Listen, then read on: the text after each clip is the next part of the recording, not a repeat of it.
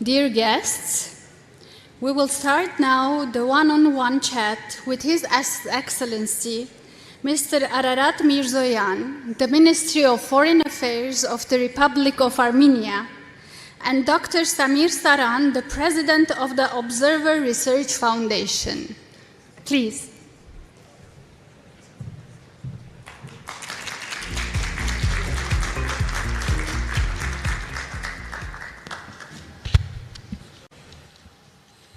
Good afternoon and welcome to a conversation with the man behind all of this, behind the Yerevan dialogue, behind the very important week we have seen in Armenia with the European community, with the bilateral dialogue between EU and Armenia, the state visit of the French president, and so much more. So congratulations, Minister, for this very, very intense days, which have allowed dialogues between so many different actors.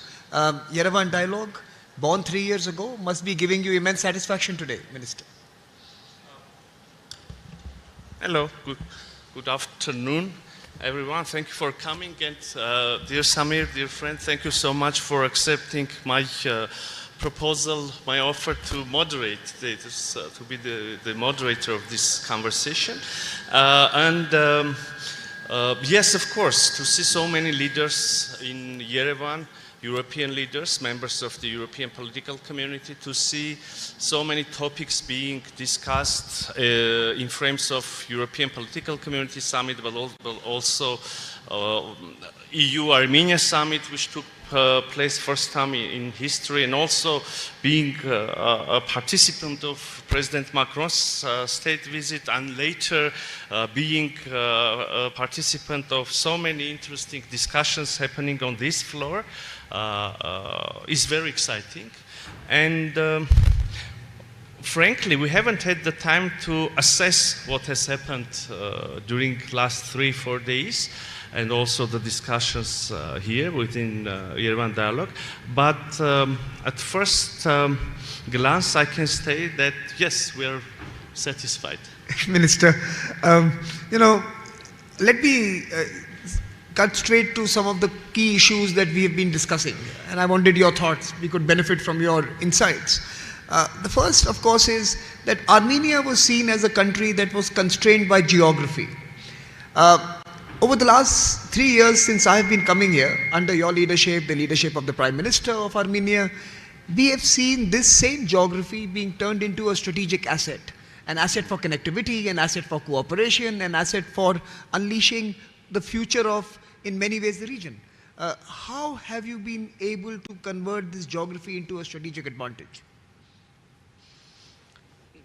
Well, let me express my congratulations, Dr. Samir, because you somehow managed to dig and reach to the roots of the challenges that we are having now in this region. Or maybe I'm mistaken, and this is quite a simple conclusion, quite a simple observation to make, or quite a simple conclusion to come to, looking from a side. But to tell the truth, this is an issue in understanding of which we have spent decades and decades, if not centuries. Mm-hmm. We, I mean, people in Armenia, Armenian society, Armenian political thought in general, we have always been thinking that we live in a very tough, dangerous region where our independence and our existence was always being questioned. And this is true, partially or completely true, but the challenge has always been how to turn this threat into an advantage. Mm-hmm. And this is exactly what we are now trying to do in Armenia. So when the whole world is looking for new routes for supply chains, for new transportation corridors, being an obstacle means remaining a threat always. Mm-hmm. Because these routes, they are like, we have been also talking much about water these days. Correct. So being an obstacle on the way of water is quite a stupid thing to do, because the water will always find its way. So the challenge is how to become a bridge rather than an obstacle. So this is what we are now trying to do in Armenia. We're somehow understood that we can connect Europe with Central Asia, with Far East, with India, China, and this can be, in turn, this can be not only a way to save our existence, our sovereignty, but also to get another additional guarantee for further peaceful prosperity. And we should also notice that peace is, yes, it might be an obvious solution, but on the other hand, you cannot build peace alone. So you cannot declare peace and live in peace when your neighbors consider you as an enemy and they want to destroy you. So again, the challenge is to create a situation where all the neighbors, all the actors in the region and beyond the region as well are interested in peace and want to secure peace and want to create a modus vivendi in this region, tolerance, cooperation. Here we are currently. Now, so let me drill deeper into the modus vivendi. Let me ask you about what's happening in the region, the normalization of relation process, especially with respect to two actors. One is your relationship with Turkey, and the other, of course, with Azerbaijan. How are we moving in those normalization processes? Well, you know, I'm sure, different that we have 4 neighbors. We have borders with 4 neighbors. In north, we have Georgia, with whom we have always had friendly relations. In south, we have Iran, with whom we again have always had friendly relations and cooperation. But of course, the situation around Iran is complicated by itself. And in west and east, we have Turkey and Azerbaijan, and we have had conflict with Azerbaijan for decades and decades, and we have had closed borders on west and east. So we started dialogue. We initialed peace treaty with Azerbaijan. This treaty is not signed and ratified yet, but the peace already works. We have peace on the ground. We don't have casualties. It's been already more than a year that we don't have any single casualty on the border with Azerbaijan as a result of shooting. Moreover, Azerbaijan lifted the ban to transport goods to Armenia and from Armenia through their territory. This is already a very serious, significant sign of established peace. Moreover, with Azerbaijan, we started bilateral trade. We buy oil products from Azerbaijan. We will be selling some products to Azerbaijani companies. So this is real evidence of peace. Again, I don't want to exaggerate anything, and I can say that all the issues are resolved. We have had bloody conflict. The wounds are very fresh, and the two societies still need to have a real reconciliation. There are still some unresolved issues, especially of humanitarian nature, detainees, etc. But the path is quite optimistic. With Turkey, the situation is even better.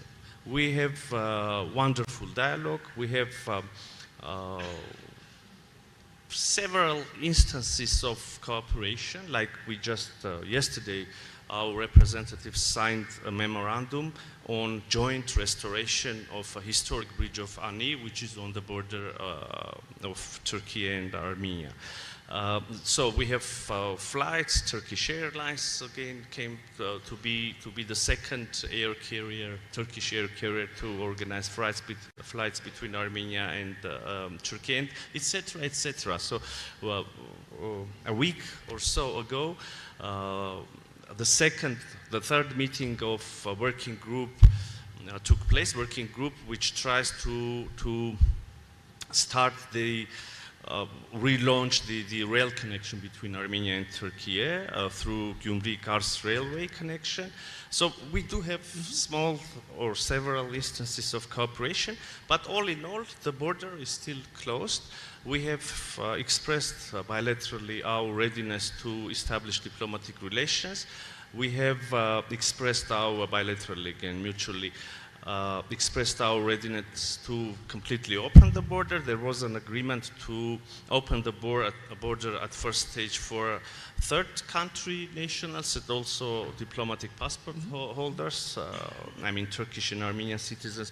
But the border is, so far it's closed. Some of the agreements, they are being realized, some of them are in the road, they still need to be realized, but I'm sure, and I now can express confidence, this is going to happen because Armenian-Turkish dialogue has, let me put it in this way, has matured enough to give the final fruit. So again, coming back to direct question, we have now ground to express optimism regarding cooperation and normalization of relations in South Caucasus. No, I'm confident that we are seeing a positive trajectory. Let me turn to another geopolitical question. Actors like the EU, countries like India talk about strategic autonomy. In some sense, from an Armenian lens, what does strategic autonomy mean? You are recalibrating and resetting a new relationship with Russia. You have a deeper engagement with the EU, clearly, the European Union. The Trump administration is deeply invested in Armenia. You're friends with everyone. So foreign policy from an Armenian lens, how does that look today? An interesting question again, and this is very closely connected with your first question, probably. This is a question about or of philosophy of Armenian political thought. This is a question about how we perceive the world which is surrounding us. For decades and decades, if not centuries, we have been thinking that in this hostile environment, we somehow succeeded to decrease our dependence, be it political, be it economic or energy-wise. We have succeeded to decrease our dependence on one center, our ties and connections with one center, and diversify the list of our friends. As you correctly mentioned, we have established strategic partnership with the United States. United States play key role in establishment of peace between Armenia and Azerbaijan. United States is playing key role in opening the transport infrastructure, communications in South Caucasus. I'm sure you know about the TRIP project Trump wrote for international peace and prosperity, which includes railways, electricity grids, internet cables, what else? Pipelines, maybe in future, oil, gas pipelines.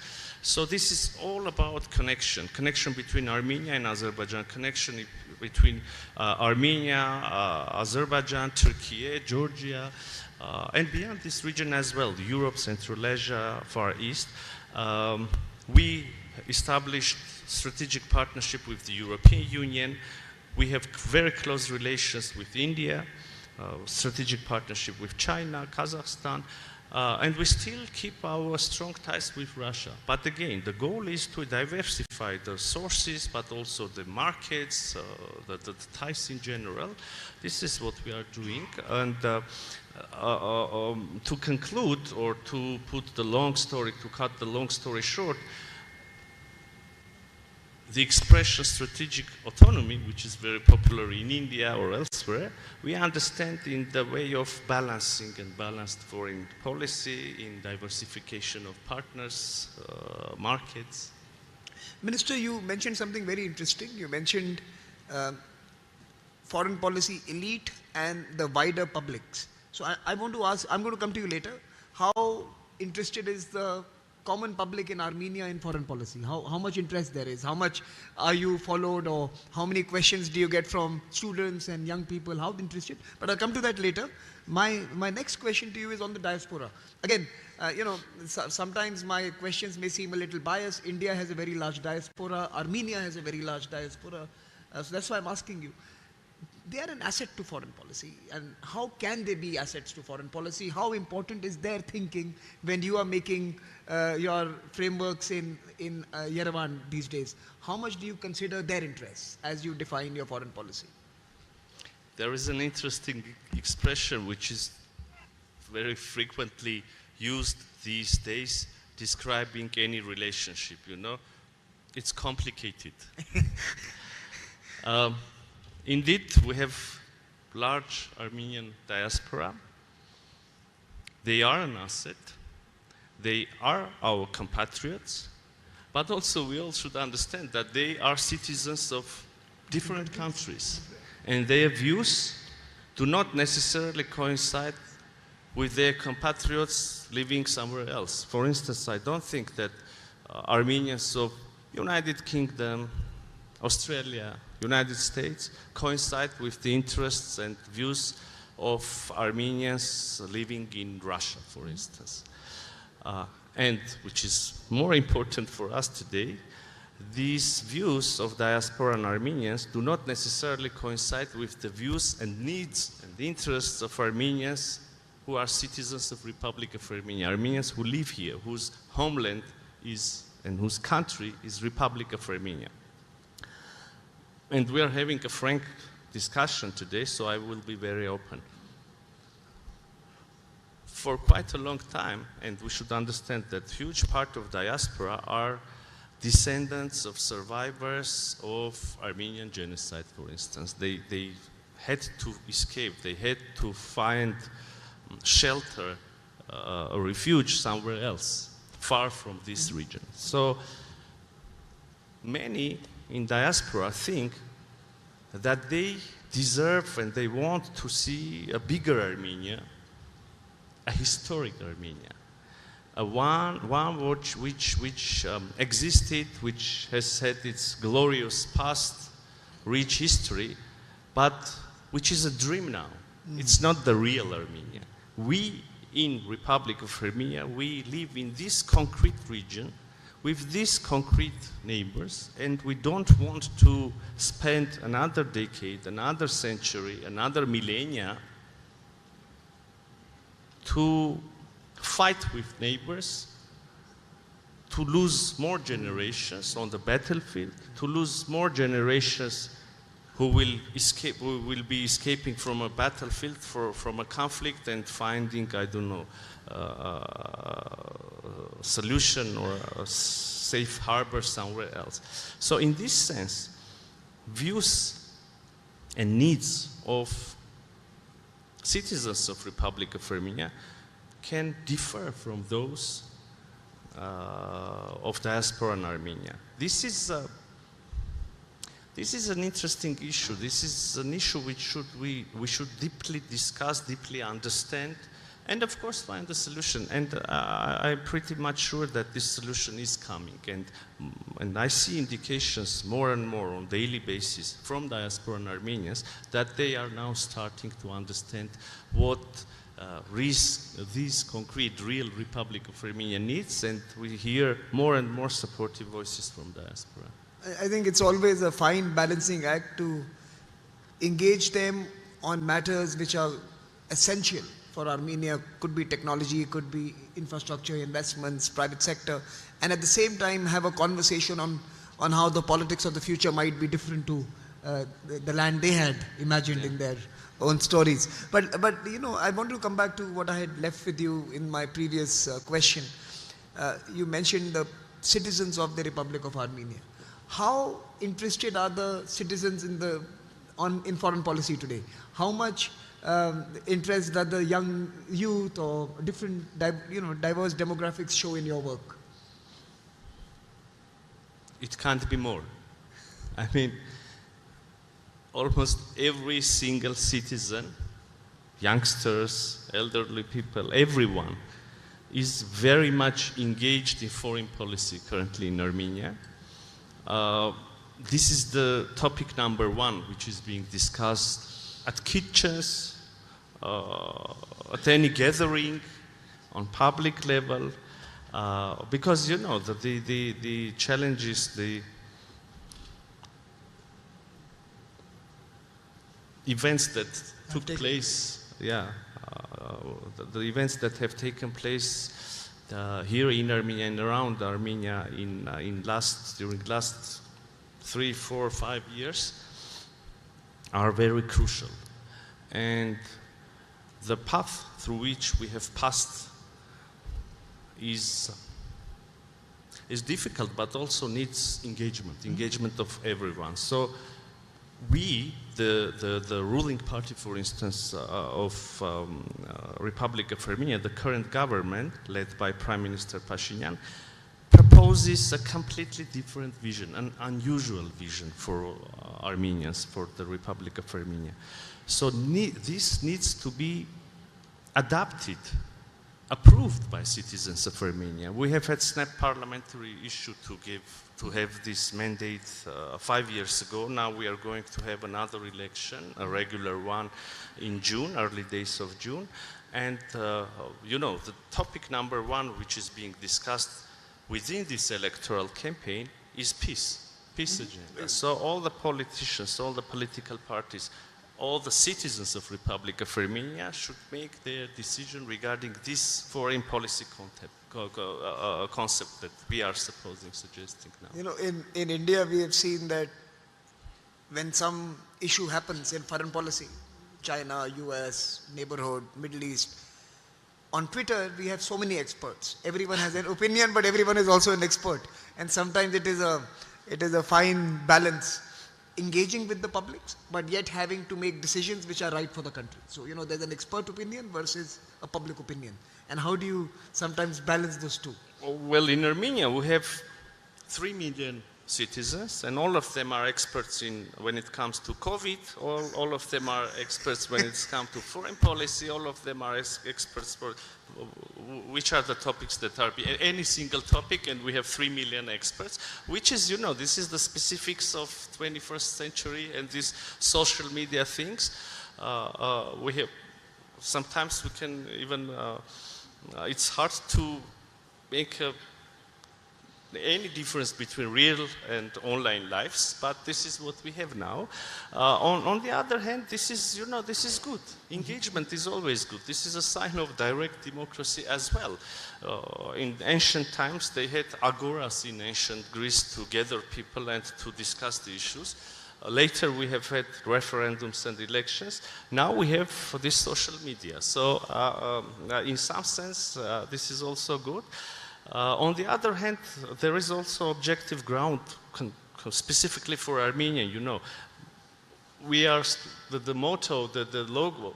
Riding the storm. Yeah, riding the storms. We have passed through storms, internal storms as well in Armenia. So the way that we see the way out of these storms should be thoroughly discussed, and it should be a decision not of the ruling party or the prime minister or me or anyone else. This should be the decision of the whole society. The people.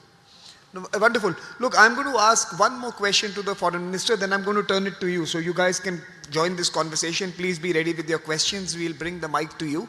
But while you gather your thoughts and formulate your question, let me ask you a final question before we go to the audience.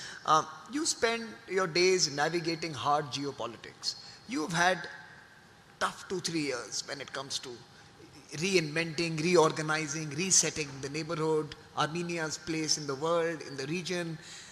How do you unwind? I really want to know.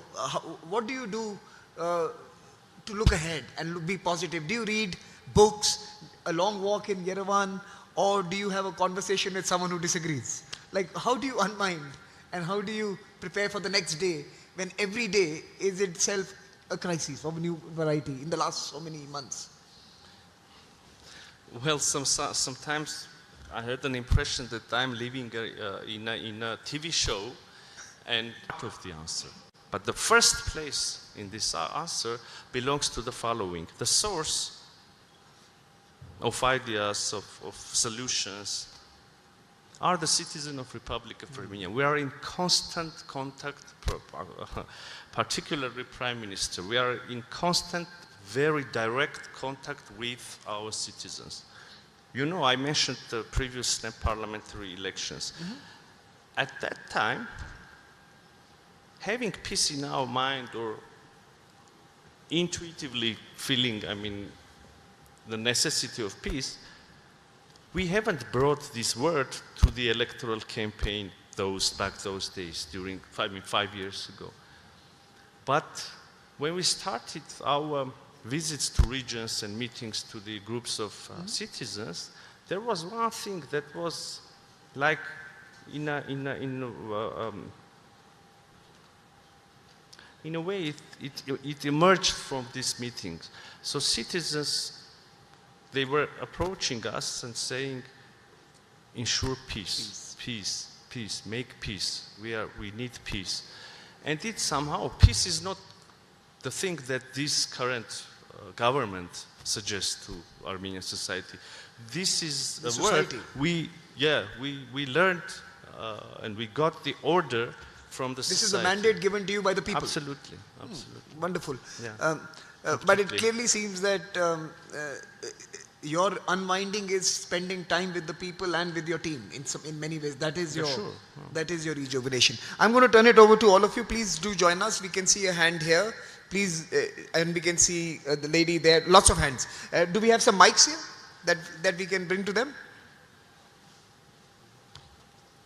Is there a mic around? Yeah. Yeah, so can you give it to the lady there on the, just behind, yeah. The lady there.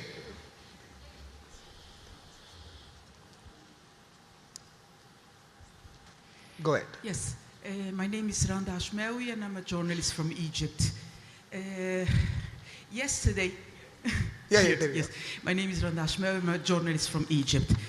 Yesterday you made a fascinating speech in which you described 3 steps through which one reacts to a nightmarish situation in which we have lack of peace or blatantly conflict.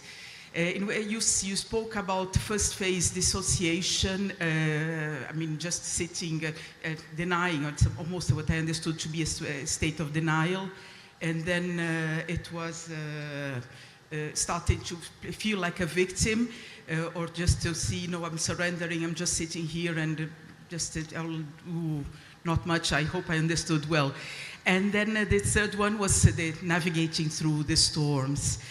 And coming from a complex region like Egypt, the Middle East, as you know, I'm very curious to know, I would like you to elaborate more how in practice you see this response of being able to navigate through the storm in order to walk towards peace, because peace is more than just a word. Is there a formula, a recipe? How do you get there? Is it doing the right thing at the right time? Because when I feel like sometimes it's easier said than done. And if you've reached the formula, please let us know more about it. Minister, can we collect a couple of more questions? Yeah. Can we bring the mic here to Malgorzata here in the front row? I'm just taking the mic around. Hi, right here to the front row. Thank you. Thank you so much. So from Egypt, we move to Poland. Go ahead. Thank you, Samir. Małgorzata Bonikowska, Poland, a think tank, professor at Warsaw University, but also member of a group of advisors, Team Europe, to the European Commission. When you were talking about Armenia, I was just feeling like exactly the same talk is happening in Europe now, about this balancing, about this strategic autonomy, etc. So you are like a little Europe for us, I think. That's number one. But number two, I want to ask you about much global perspective, because you are one of these countries who joined Board of Peace of Mr. Trump. We are very hesitant to these kind of ideas, and we have United Nations and other multilateral organizations. What is your view as a small country in all this midst of conflicts? You are, by the way, one of the very few who talks about peace. Everybody else talks about wars. So congratulations. But to have peace... You should have come to Armenia several years ago. So. No, you should have come to Poland 100 years ago. That would be the same. But how to provide peace globally and how to handle the global world order, having global organizations I think that's such as a UN? fair question. The question is that smaller countries tended to like the UN more, multilateralism more. And I think that's the question, that when smaller countries opt for Board of Peace, is it in contradiction to the multilateral architecture, or is it in support of multilateral? I think that's a question. Okay, there's a hand right behind you, Malgorzata. We can give the mic there. And then we'll come back to the central row here. Poland once again. Wojciech Wojtasiewicz, Polish Institute of International Affairs. I would like to ask you about the peace process and about the main obstacle or challenge on the path to peace with Azerbaijan. As far as I know, Azerbaijan demands the changing of your constitutions, and how are you going to overcome that obstacle, because highly probably will not be able to obtain the constitutional majority in the next parliament. So my question, thank you. Can we take one question from the lady in the middle, right here? No, right here in the fifth row. No, behind. Right behind you. Can you see that? Yeah. Thank you. On the fifth row. This is the last question we'll take, sir. Then I'll turn to you. We have 4 questions there. Okay, thank you. Thank you for giving me the floor. So I'm Fabienne Bossuet. I'm a professor of political science and international relations at Ghent University in Belgium. So my question is in relation to the Armenian aspirations to one day be able to join European Union. And I was just wondering what kind of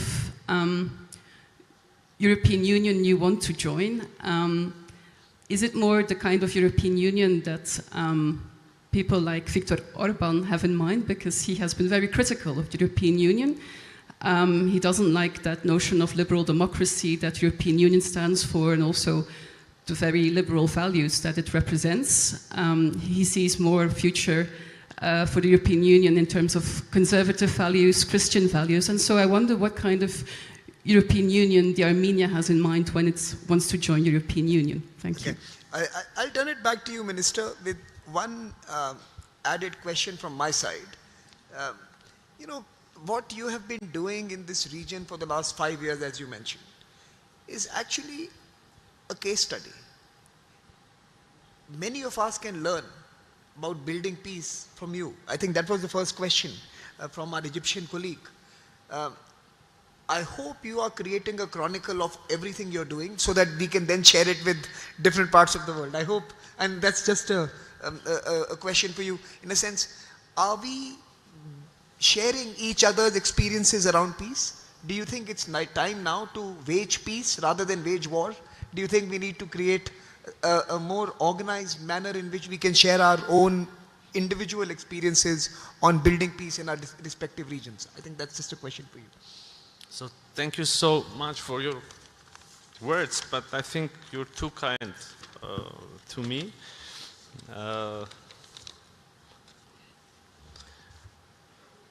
In my humble opinion, yesterday I was only trying to outline or to summarize what is evident for everyone, that the ideas that I tried to express there were you know, simple solutions, but this is probably what I was trying to say. Sometimes the simple solutions are very hard to detect and to identify. Why, I really don't know. Probably this is the nature of human mind, the nature of human psychology. But nevertheless, so you said that peace is, I mean, you asked whether peace is the recipe. Probably yes, peace is the recipe. Peace is the solution. Peace is the best condition when and where mankind can live, can create, can cooperate and be happy. Unfortunately, this very simple understanding is not a simple solution, and simple condition is not necessarily being implemented and has not been implemented throughout the history in every corner of this planet. Maybe this is a utopia, I really don't know, but this is very simple, at least to understand. Peace, cooperation, harmony with one another, with the nature, with the planet, but look what we are doing with the climate.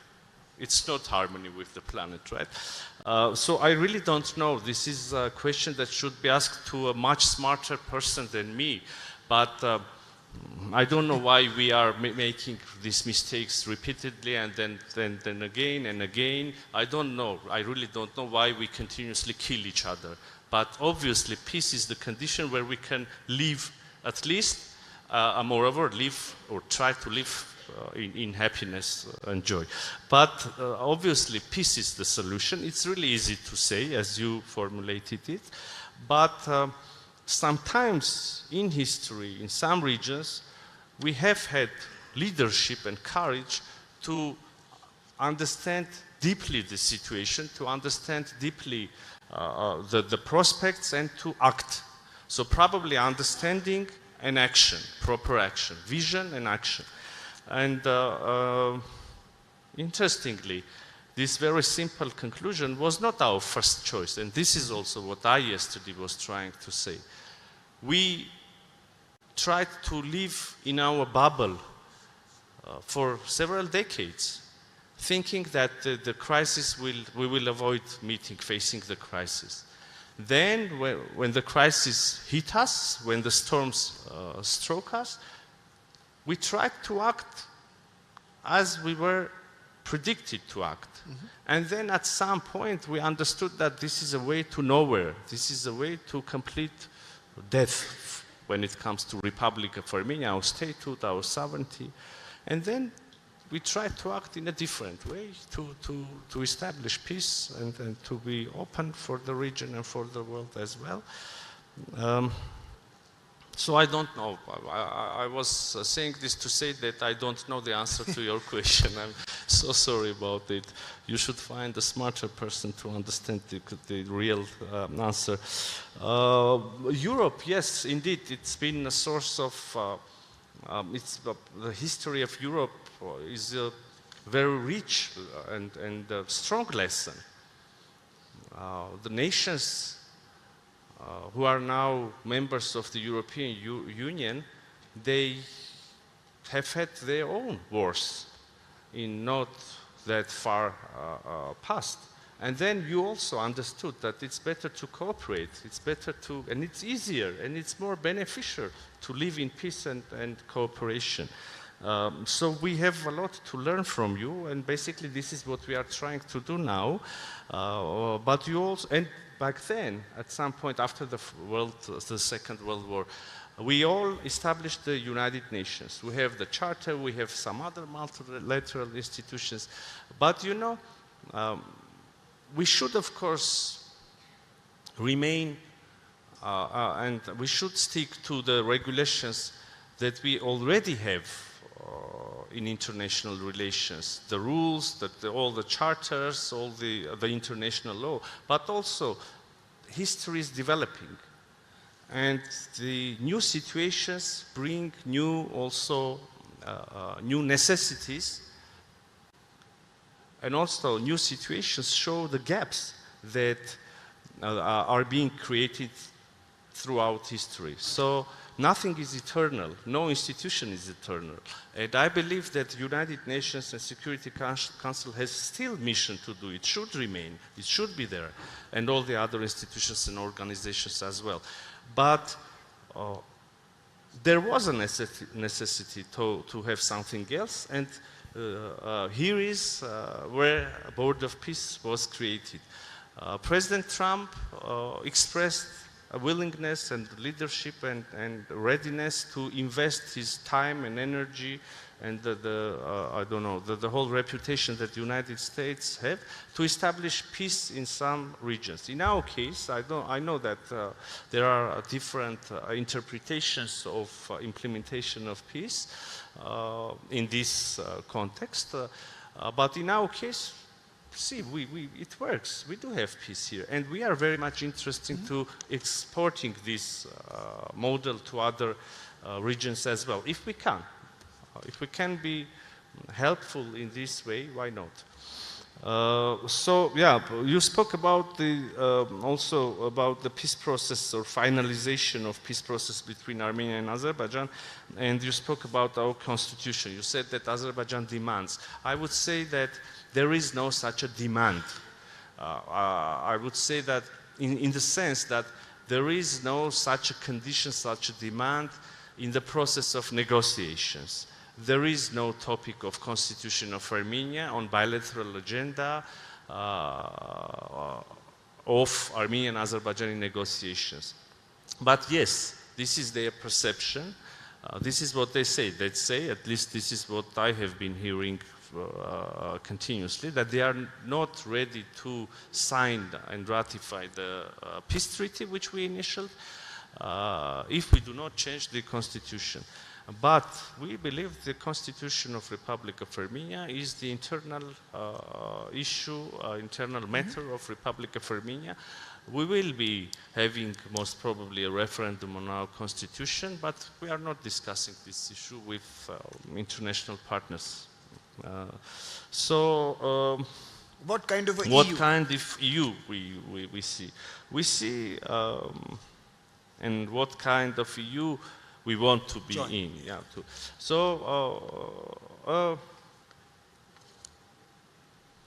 A family of nations where rights of everyone are respected, where differences are tolerated, where the sovereignties are respected, but also there is huge space for cooperation, that where the decisions are being made which are being beneficial for every participant, regardless of size of the nation or size of the country. This is probably the shortest possible answer to your question. No, I think that's a wonderful way to conclude this conversation with Minister Ararat this morning. So you have been very forthcoming, you've been very transparent. I think I take back three important ideas from what you've shared with us. Courageous political leadership, entrepreneurship in foreign policy, and being creative in finding solutions when the reality changes. And number three, engaging with people and making people participate in the process of permanent solutions for the future. The publics have to be part of any design, and I think your government has engaged certainly tirelessly with all of these. Please join me in applauding the wonderful minister for hosting us and for this dialogue. Thank you very much, sir. Thank you so much.